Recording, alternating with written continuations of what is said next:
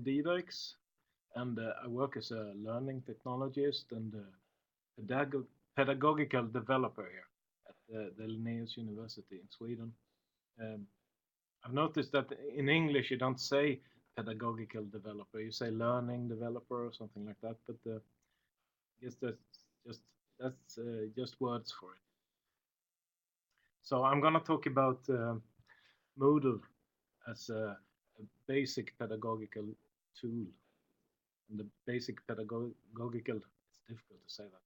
Basic pedagogical use of Moodle.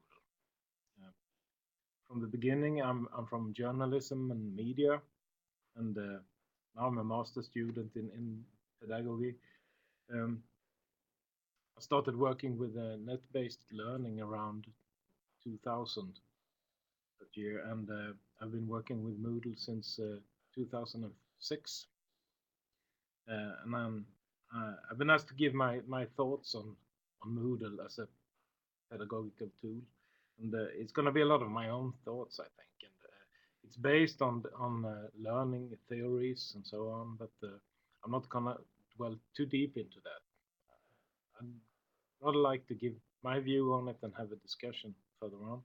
And you're free to ask your questions in the chat, and Anita, it's perfectly okay if you interrupt me with, and then translate any questions that might come up. So we don't have to wait till the end with that. We can have it as it comes along. So this is from a practical point of view. I'm just gonna switch the slide here. So this is the content that I was thinking of. So it's a Moodle, a social constructivist approach to learning. That's a lot what Moodle is about, I think. So what's so social constructivist about Moodle then? That's the next point. And then holding it together and be clear, the structure, what students tend to like, instigating and maintaining engagement among students then, common tools and the pedagogical use, and finally a wrap up.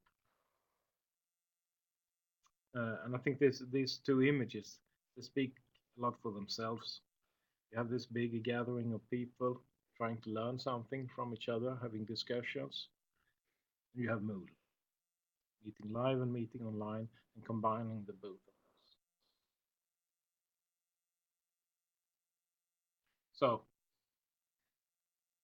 Moodle, a social constructivist approach to learning. So the pedagogical premise is that we learn in dialogue and interaction. And I think most people agree on that.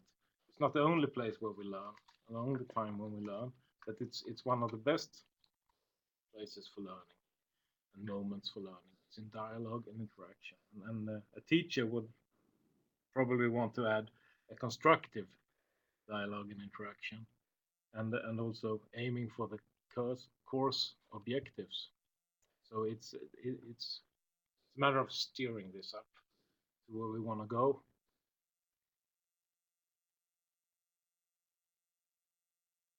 The the advantages with online tools, going from this premise with we learn in dialogue and interaction, is to provide with and widen the opportunities to meet and interact.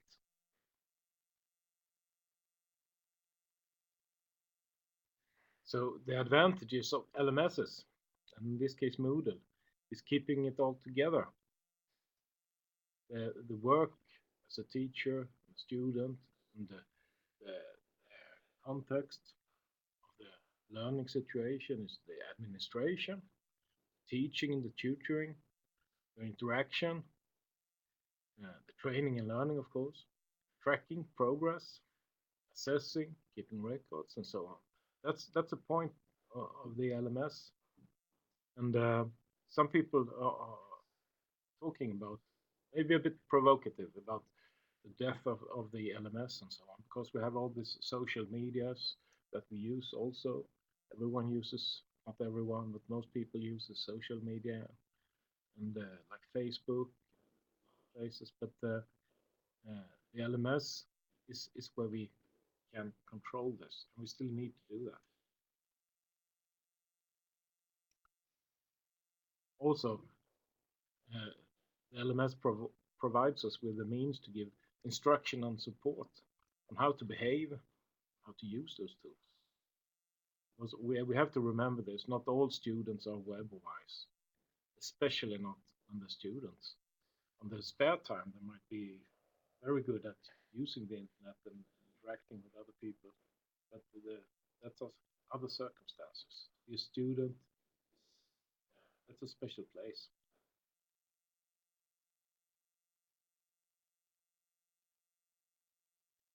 So, what's a socially constructive Moodle then?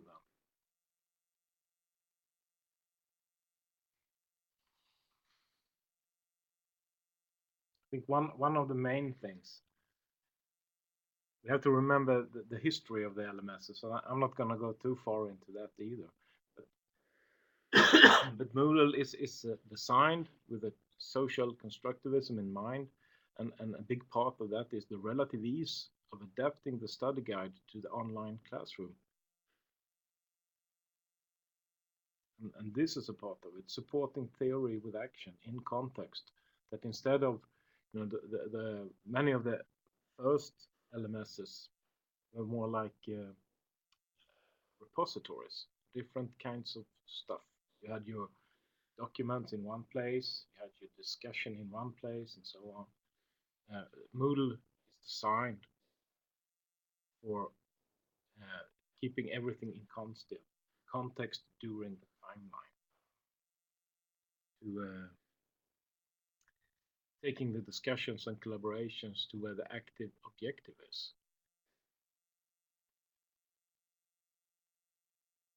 Nowadays, there's more LMSs doing that. But Moodle was kind of shall we call it, the pioneer in that area. It's a tool for involving, activating, and empowering the students. It's also a big part of the social constructivism. You can put up easily put up activities for students where today's objective is in the course, and you can give them many possibilities to not just interaction, but also to assess each other and so on, do stuff. Tools for collaboration, group discussions, chat, dialogue, wiki, glossary, and so on, and so many more plugins. They're quick and easy to set up to, and as it says here, at the right place in the course room, so you don't have to go to another area, of course, to discuss things.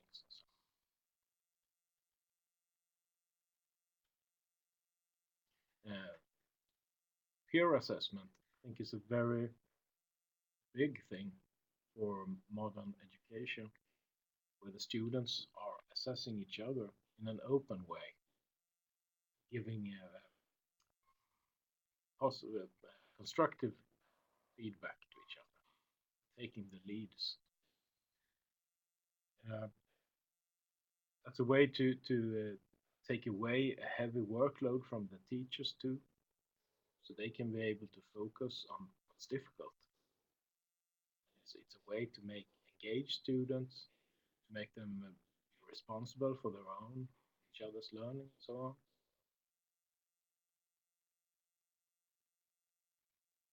You can assign different roles to the students.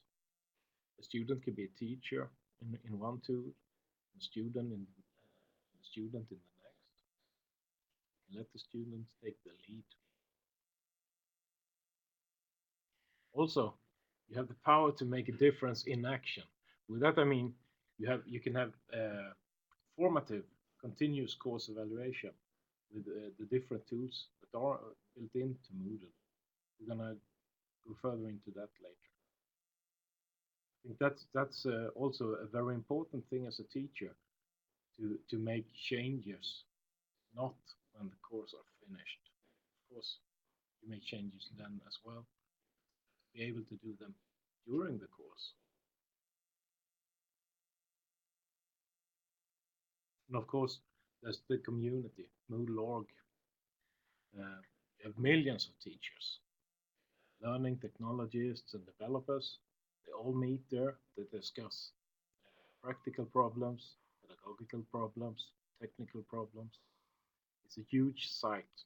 I recommend everyone who's going to use Moodle in some way to go there.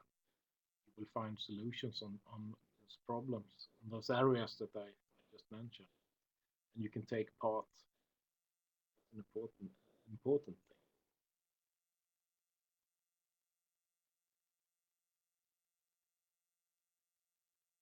So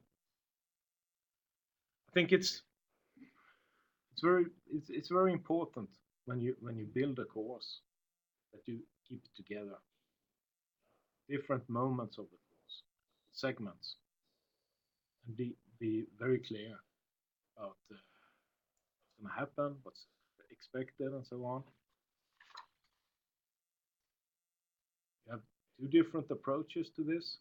I would like to call one the atomistic approach, where you have everything separate. All documents, resources in one area, all discussions in one forum, all assignments, assessments in the end of the course evaluation as the final of the course, and so on. That's not too uncommon. It is very common. But it looks this way. The holistic approach to designing the course is where you have the different segments of the course. They are placed in a consecutive order, like a timeline, or if you say so, follow the study guide. Everyone should know what's expected of them, and when.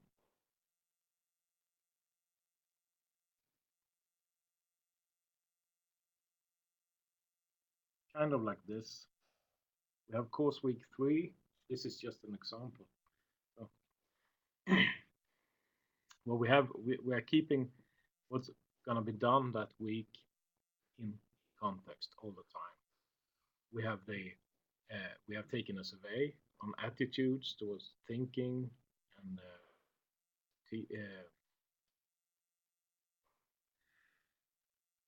attitudes towards thinking, teaching, and learning. I can't remember the words for it now. And we have the instructions for an assignment. We have a discussion area for that assignment, place where to drop the assignment, and also a question, follow up. How did this work? How was this week?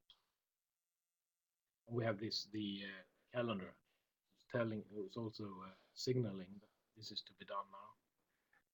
This is a very simple example. It's meant to show that we are keeping that part of the course. We're keeping the action where the assignment is and where the instructions are and so on. Instead of just having one group forum, for instance, where the group was supposed to discuss every single assignment every week and so on.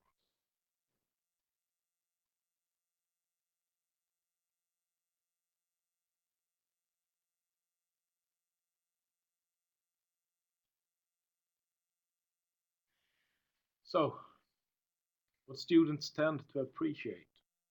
And there's been research around this. I'm not gonna refer to it. Just gonna tell me if you don't agree. They want clarity about context with the teacher. So this is an example that we always use in every course. Try to at least. Some teachers don't like it. It's just a forum called Questions for the Teacher, where every question for the teacher is supposed to be put. Not by email, not by phone, not by knocking on the door. So I'm talking about, of course, using Moodle, not just for web courses. We're using it just as well for campus courses or blended courses. They want clarity. Students, they want to know what is expected. They want to know when.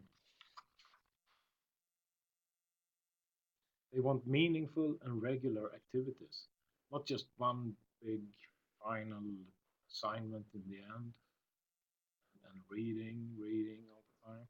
They want regularity, keep active. must be meaningful. They also want regular and quick feedback on what they do.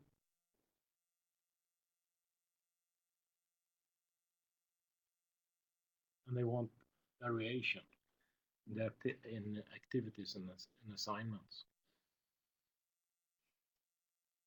This is quite obvious. No? Still, when designing the course, to have this in mind, I think is a pathway to make a better course that's appreciated by students and that's keeping what students might not like, or at least in the beginning, is to be forced into collaboration. There's a lot of students who thinks that it's a big problem to collaborate. It's difficult. Some of the other students are not doing what they're supposed to do, and so on. It's important to overcome this. Of course, it includes taking part in discussions, to really listen, to have a broad mind, and be patient and be willing to change. And it's not easy. You might have to teach the students how to work in that.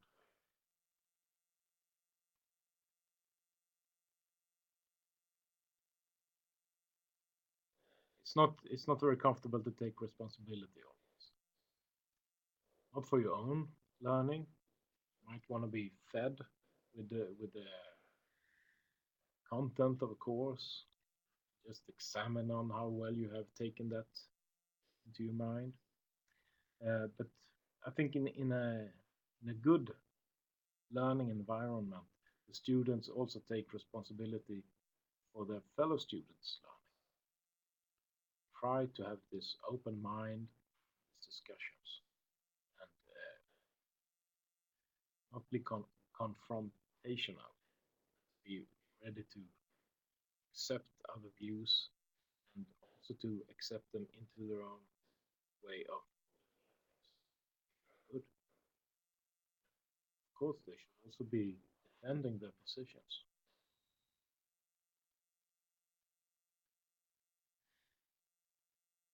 It's also difficult to expose oneself.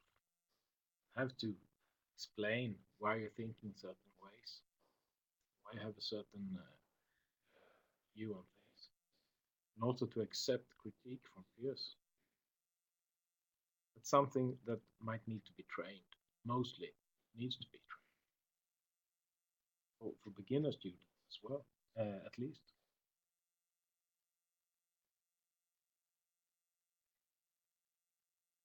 It's also a big challenge, the risk to give honest and meaningful critique to peers. It's easy to be misinterpreted.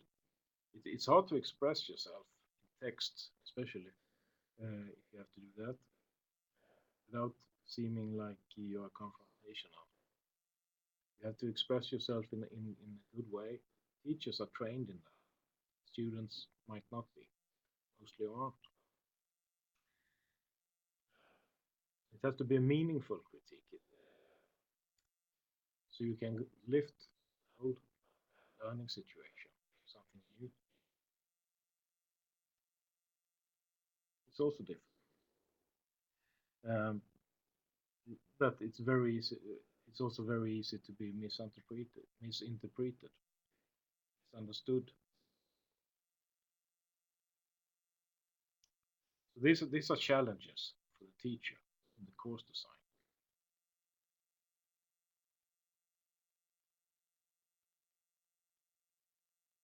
Another challenge is to instigate and maintain engagement, student engagement.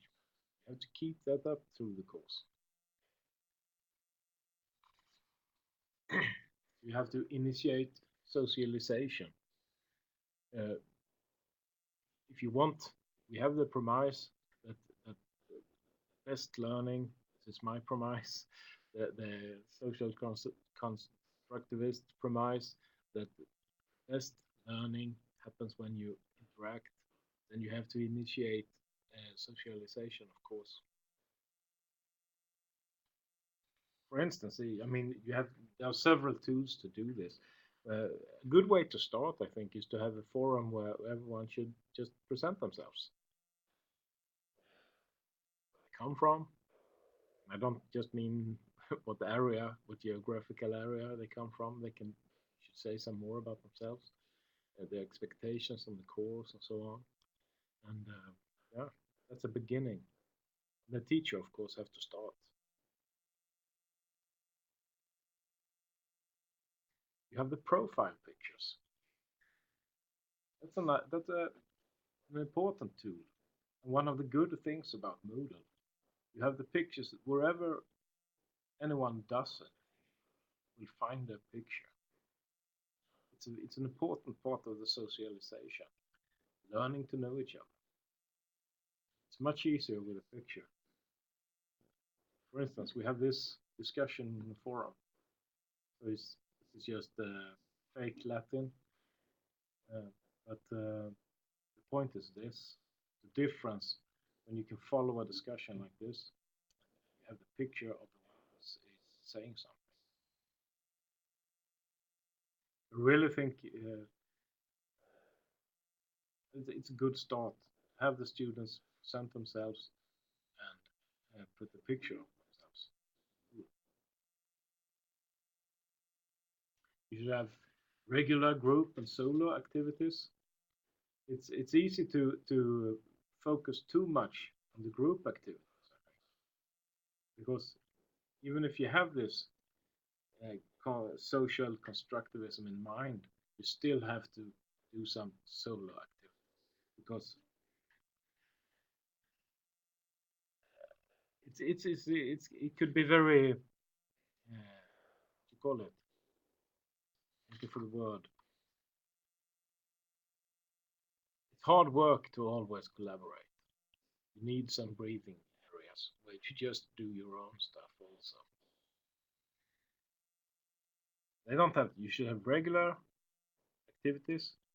This smaller assignments and so on, and they don't have to be big. They could be small. The main thing is to keep the activity up, keep the students present, of course.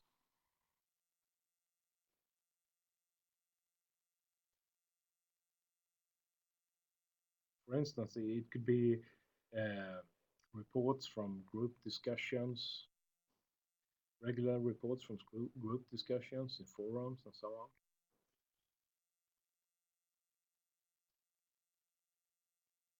Um, don't rely on the inner drive. I think that's a very common mistake. You put up these group forums in Moodle. You think that now the students have the group forums and they're gonna discuss a lot and a lot of interesting things happening there. Don't be too sure on that. You have to instigate with smaller assignments, discussion assignments, and so on. Maybe you have to keep that up through all the course. But it's quite rare that these discussions happens by themselves. So don't rely on the inner drive, especially when it comes to collaboration and exchange that isn't assigned.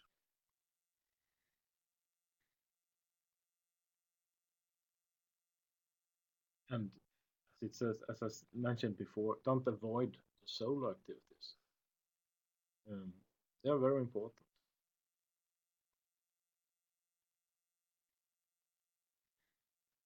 So, common tools and their pedagogical use. Now I'm going to look at some of the very regular tools in Moodle and how to use them and how to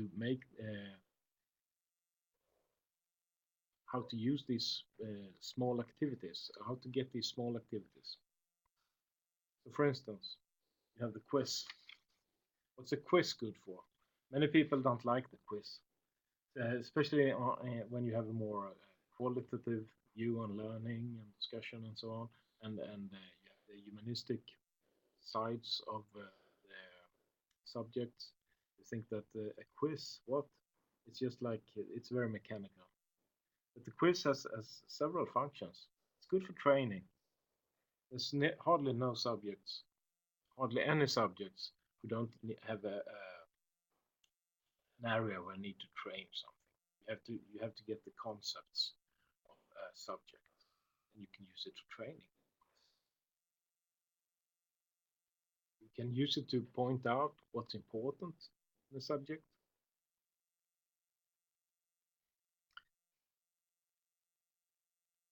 It could be a good incitament for reading literature, to watch your lessons.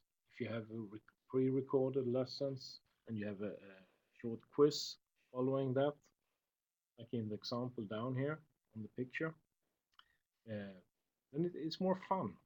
It's also fun with the quiz. It's a good incitament to really watch the lecture or to read the book.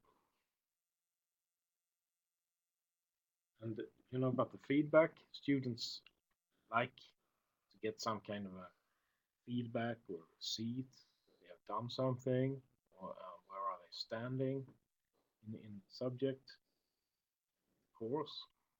With a quiz, well, you get that immediately. And of course, you can use it for assessment as well. You can have more intelligently built quizzes. Then you can also use them for assessment. This is an example on how these are used in course in Moodle. You have a lecture. Students should look at it. Then they have a quiz on the lecture, on the content of the lecture. Before they have completed the quiz, perhaps you can put it, you need to have 100% right in this quiz. Otherwise you can't go further. They see this, that they can't get to the lecture, they can't do the quizzes before they have 100% here. And they can take the quiz as many times as they want. They have to wait for an hour before the next try. Then they can look at the lecture again before trying, and so on. So this is a fun incitament to really take part of the lecture. And in the end, they can also do an assignment, but they can't really get into the instructions of the assignment, or they can't post their assignment before they have done this that lies before them.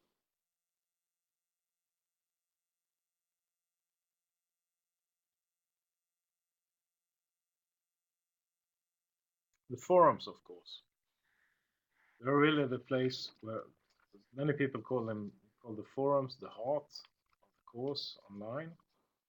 It's where the discussions happen, and they're used for a lot of things. In Moodle, you have several kinds of forums. You have a special forum that's called the news forum. That's made mainly for announcements from the course management teachers. I think you should put up a forum called Questions for the Teacher. That's very good. It's one of the forums that the teacher loves as well, because if you really, it's very clear about, I'm not going to answer any questions that is not put in the forum. Then it will be a big help for you. You won't get the same question many times. Students, they might find the answer in the forum before they even put up the questions. And students can answer other students' questions and so on. This is, of course, for questions that is not of a personal kind. They should maybe be emailed or something. Oh, that's the picture too. You can see the different kinds of forums.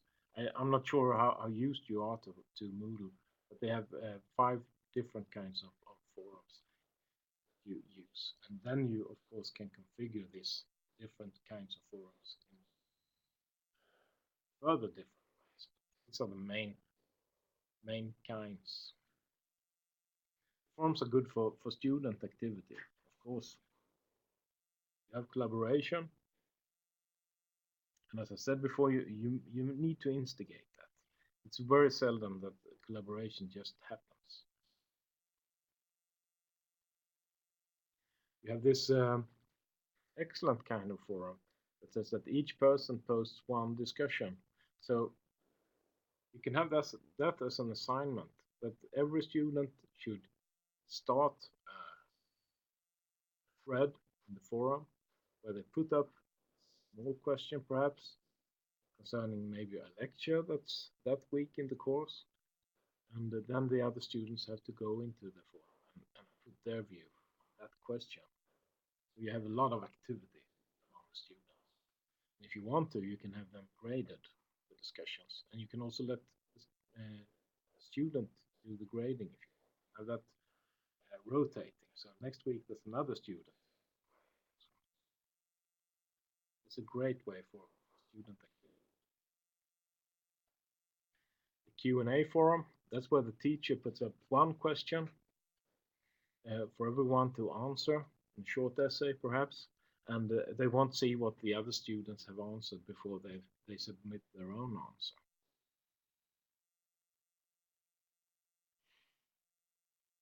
And of course the students can grade each other's posts if you grant them the rights to do that. That must be done in a controlled way.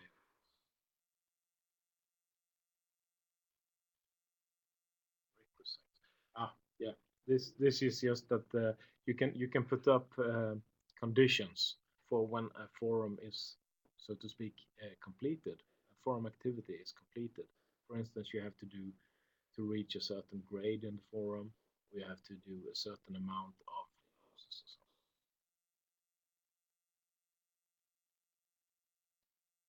So this, I think, is one of the most interesting tools in Moodle, in the core Moodle system. That's the workshop module. That is really, really made for student activity and interactivity. I'll go through the process.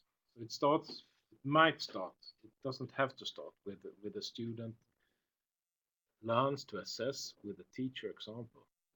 At least the first time one uses the workshop module, it could be a good idea to learn how to use this tool with a small example and where the student trains on to assess a teacher example, and they can see how well they're doing in assessing. Next step is the student posts the assignment. And the next step in the workshop is that when enough students have posted their assignments, or when the deadline is passed or something, then everyone gets assigned to assess a certain amount of fellow students' assignments. For instance, 4 or 5 other assignments. That could be quite good. 5, I think. Depends on how many students are on the course, of course. So they have to grade their peers' assignments, and they do that in a structured way. There are 2 different ways of doing it. One is called rubric, where the teacher has very clearly stated how to grade, and the student just have to decide whether the assignment that the peer have posted reaches up to these different qualities. So it's quite easy. It's not easy. You really have to reflect, but I mean, it's technically it's easy for the student to use. They have they do have to reflect on how to grade this peers assignment. And in the next step, the students get assessed and graded for both their own posting of the assignment. That's the peers doing that.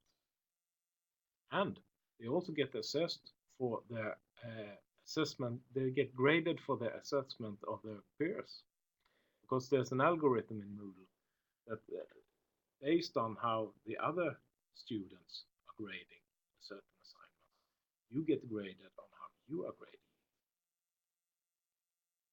So Moodle takes care of that. So here we have a lot of activity. Students are doing assignment, they are grading. reading fellows, students' assignments, and graded for both. The algorithm, if you try to just put a very low grade on someone's assignment because you don't like that person, perhaps, or you put a very high grade because you don't feel too comfortable with putting a low grade on a fellow student, then you get your own grade drops. If you deviate from the curve, how other students uh, graded. So everyone knows that you really have to try to do this well, otherwise your own grade will drop. And of course, they might assess and grade their own work too, in the same procedure as started with the training to assess a teacher. So you have a lot of meta reflections here.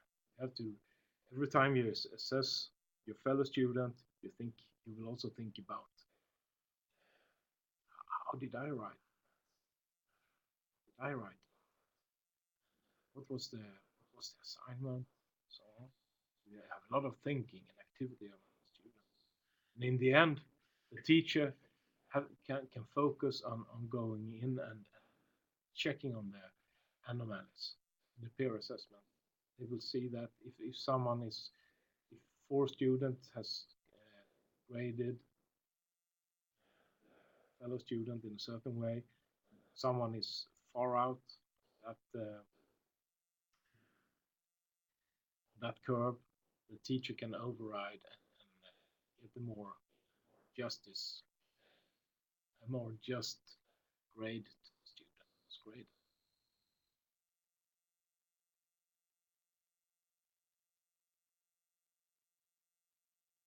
So this is, I think, one should always start, if one decides to use workshop, you should always start with the nice example on how to do it all the way. Because it's not very comfortable to grade fellow students. But this is a really, really good way of learning. Also, it allows the teacher to focus on the difficulties. If someone is graded very low, it should be graded higher. So the student gets a lot of action in this. There's student involvement,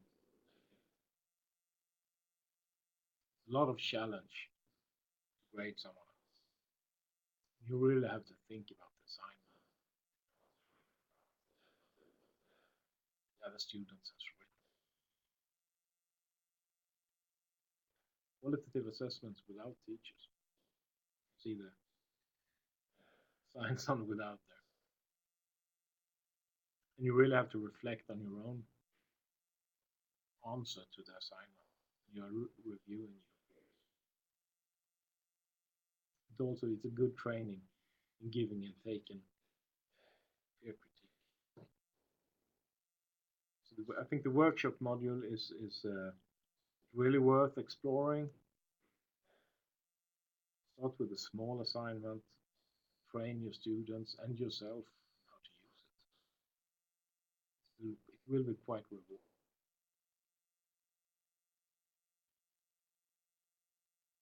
And this is actually the final tools that I intended to look at. It's surveys during the course.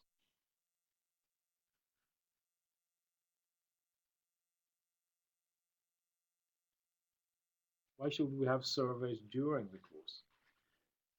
Well, we want formative surveys. We want the information that may give us the power to change the course when it's still time to do it. You don't want to do that in the end and then you go into the next course and you do the small changes, but then you will find something else in the new version of the course that you still have to change. So surveys makes it possible to do the change in action.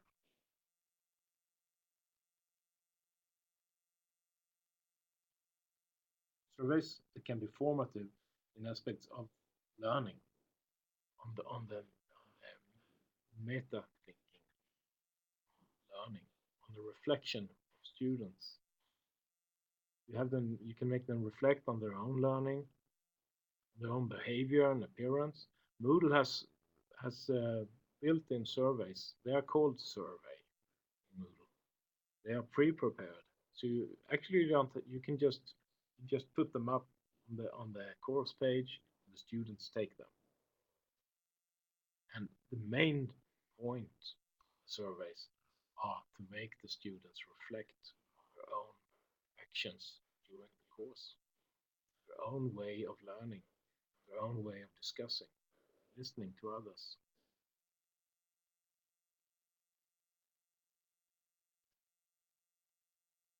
See, so this is one of the surveys, attitudes towards thinking and learning.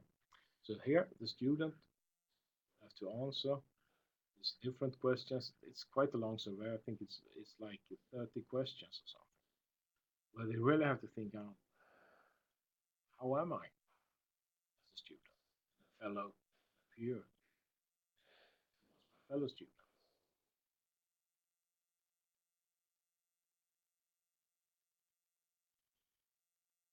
We have another survey here on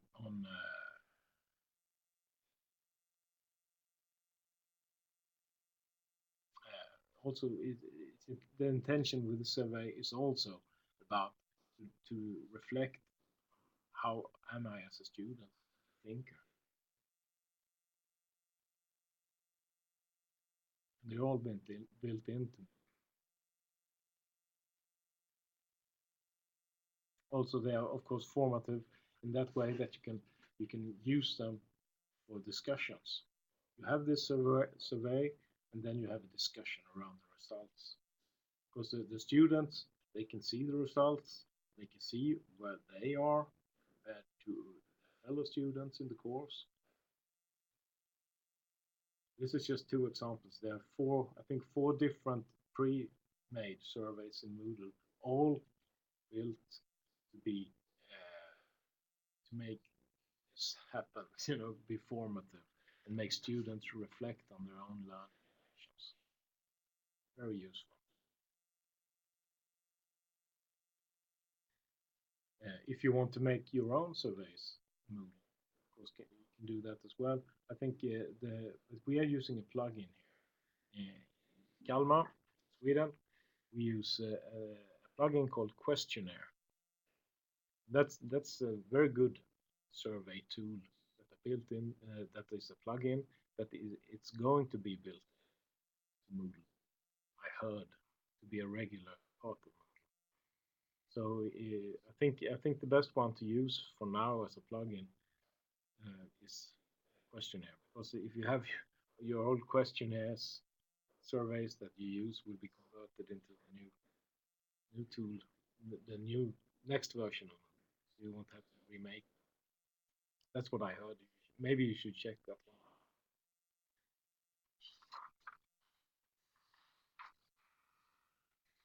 This is for adjustment in action and for reflecting on learning. So to wrap it up,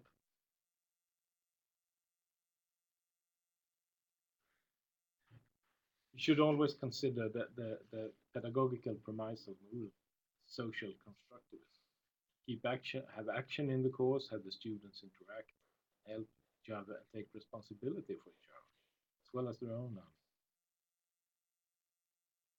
You should design socialization, clarity for the students to know what, when, and how.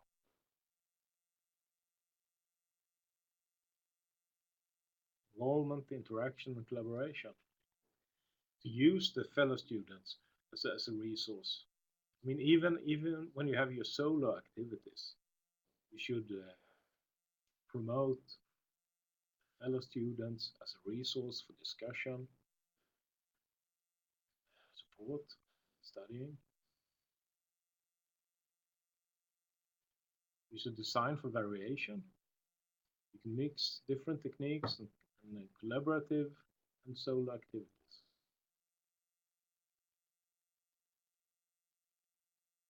should train the students in giving and receiving critique, taking responsibility. You should let the students take the lead sometimes. They can construct questions, they can assess each other, they can design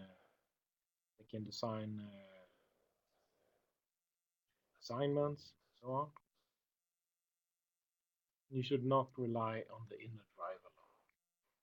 You have to design the course so that you get all this action, you get this activity, exchange between students, surveys.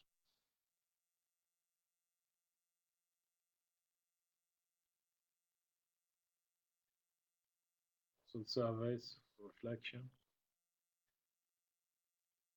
Yeah, that was it actually. So now I'm curious if anyone would like to comment or add something. Thank you, Peter, so much. Can we now move on to the follow-up layout and maybe have you answer some of the questions here? Yeah.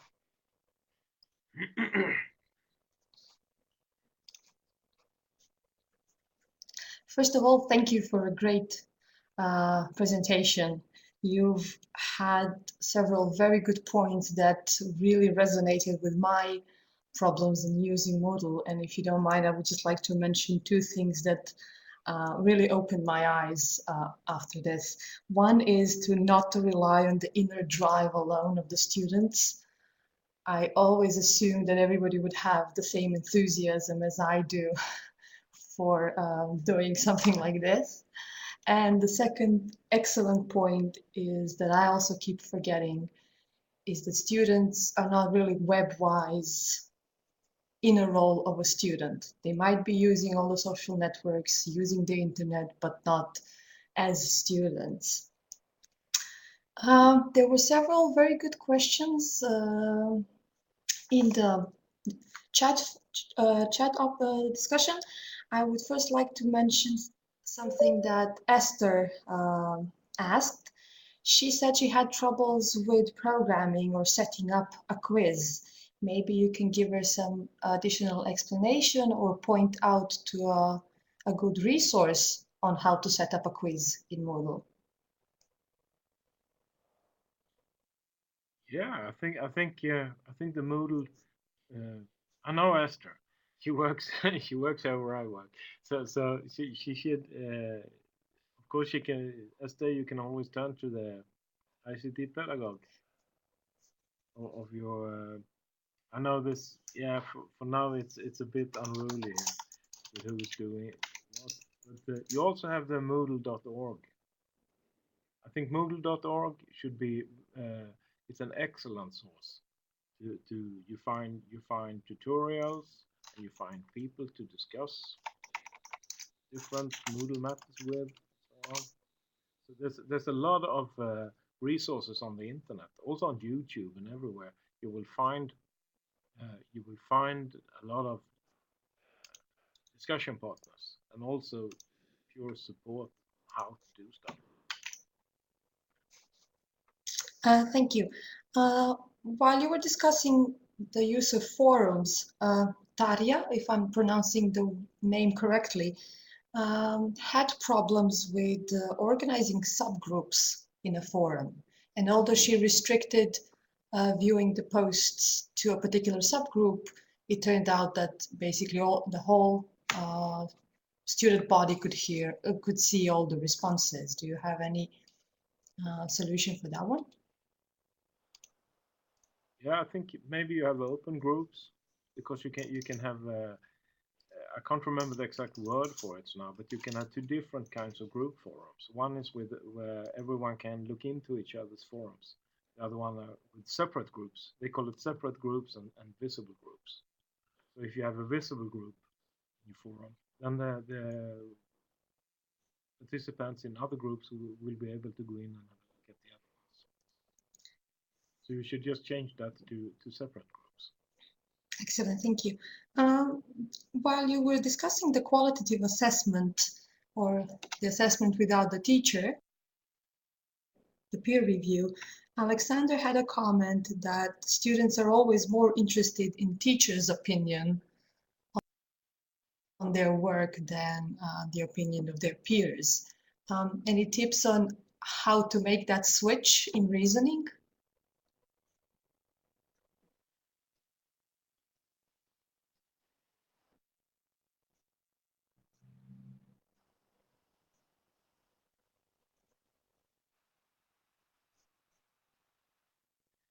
Yeah, I think it's one tip is to make it more to train them. So I don't think they should be all without the teacher comments. The teachers is needed also, but this with peer review, I think is a way of getting more feedback and make it possible for teachers to focus on giving putting more work somewhere else. I don't mean that you should have the students do all the feedbacking, but you can have a lot of more feedback when you use the students. So I think it's just a matter of training actually, and also one could point to there are several what you call it. There are research done. I think there's one on TED if you want to look at that one that shows the students when they're really trained in doing this and they are doing it in a structured way, their, their assessment of fellow students is just almost as good as and also the workshops uses this called rubrics where it's also a good way to train students in looking at the important. Thank you. Yes, what I had a question about the pre-course survey you showed. Just meant also. But you have to try Now, to change that. I did, for my course, I did it in a form of a quiz.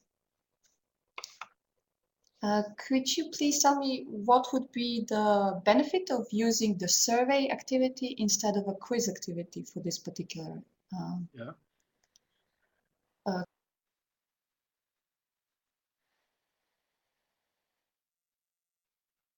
Mhm.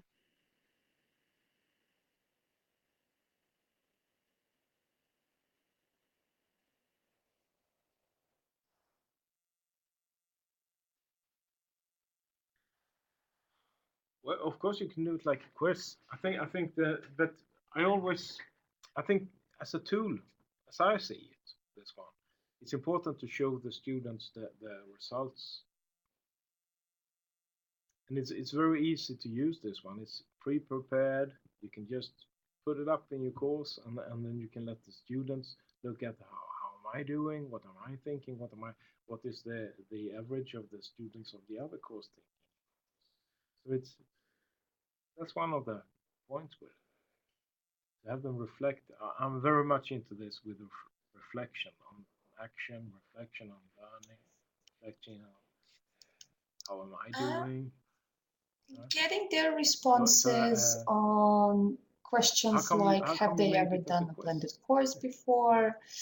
How I well turned do the they question feel or around. how comfortable they feel with What was your using the point with computer for doing learning and it so like a on and so on. quiz So instead of using? basically I needed the responses, but not really the kind of a sum up of all the different responses I would get, but more of individual. Wanted. Now I have another question from Esther. She says, is there a way to program that students hand in assignments to not to send the assignments to all the teachers assigned to a course? Okay. Well done. Because her mailbox is bombarded.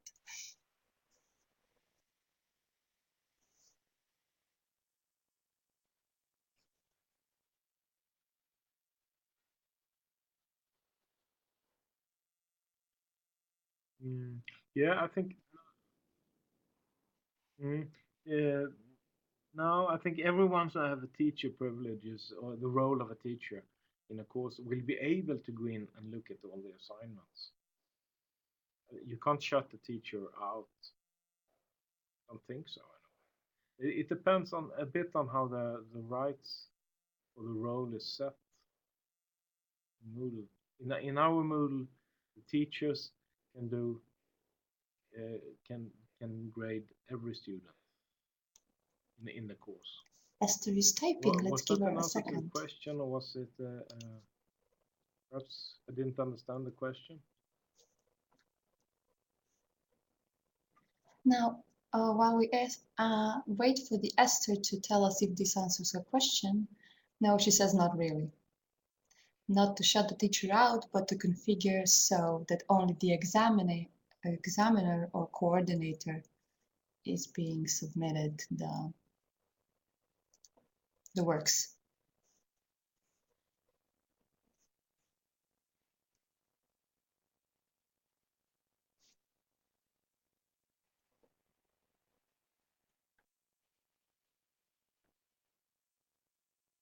How? I think maybe. Okay. Yeah. Sure. You can. Moodle has a lot of. You can configure almost any activity or any tool or any resource in Moodle to so just certain roles can use them. So this is fully possible. Sure. But maybe you're thinking also about the notifications. Someone submitting. Okay, do we Submitting have something. any more questions for Peter? Because that you can turn on and off. But if one teacher is getting it, all the teachers. Esther says thanks. I think this has answered her question.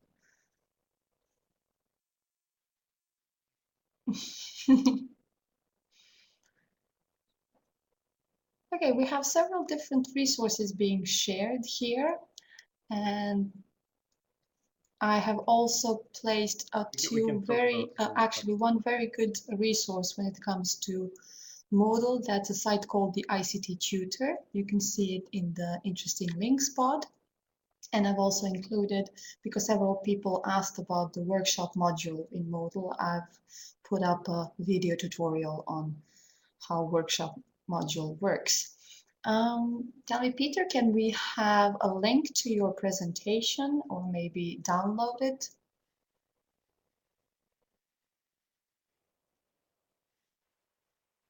Excellent. Okay. That would be perfect. Thank you. Oh, yes. Carla, I'm sorry. Oh, I can I've put now it on remembered. what There was one more slideshow. question, Peter, But I haven't done it. from Kale. I can I She can asked about I can whether upload it. Yeah, if you want. Wikitool would be better for a discussion than the forum tools. Mhm.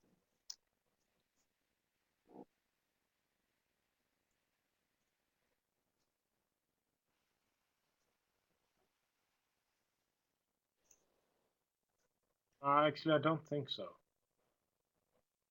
I think you need the forum if you want to have a discussion. I think the forums are just excellent for that. The wiki is more for collaborative Thank you. writing or something. We have one more question But from also Alexander. in Uh, the good thing about the he would wiki like is that you can he see would it like you nicely. to just describe in a few But words I think the it's more for workshop module. collaborative writing. Most of us are not familiar with it.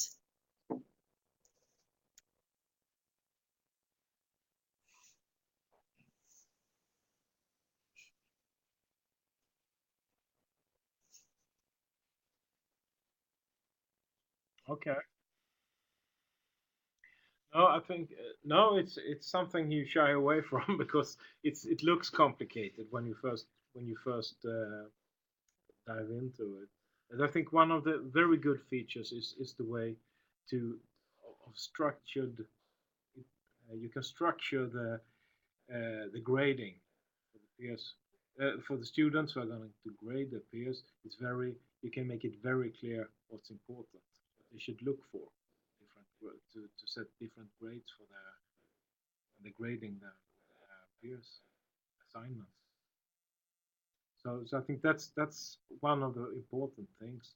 But also a clever thing, I think, is the one that you get graded for how you are grading others through the algorithm. If you deviate too much from what the other thought of that assignment, and then you are getting a lower grade, even if you go higher or lower. So you really have to think. Grade, you can just say, "Oh, this is quite good." Thank you. Now, have to think. if you don't have any more questions, I think that's I would wrap this session up really good aspect. With first of all thanking Peter for his time and effort invested in this presentation.